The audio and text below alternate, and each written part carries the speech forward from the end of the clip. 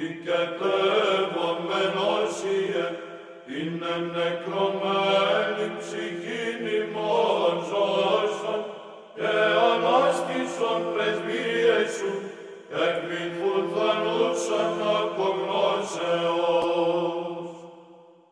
Δόξα Πατρί και Υιό και Αγίο Πνεύματι, πονεπόθησας όσιε, σάρκας Διον έδειξας καθηκέτευε, της υμνούσης ενδορήσεστε, των πλημμερημάτων την συγχώρηση. Και νυν και αεί και εις τους αιώνας των αιώνων αμήν, τες μητρός σου δεείς εσύ, και του σου οσίου, Κύριε δόρισε, τις ηγέτες σου την άφεση, των πλημμερημάτων υπεράγαθε.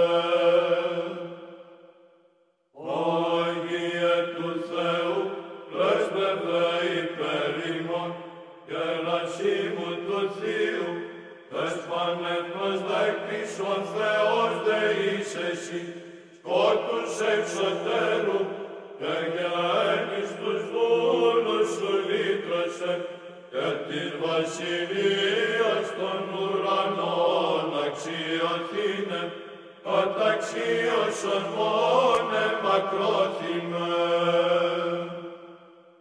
Άγιε του Θεού, πρέσβευε υπέρ ημών, αρεστός την Τριάδη, Πάτερ παμακάριστε Θείε Γεράσιμε, υπέρ των σονδούλων, καθηκέτευε ταύτην μακάριε, τουλίστηνε πάντας βιωτικών πειρατηρίων, τους προσθέχοντας πίστη τη σκέπη σου.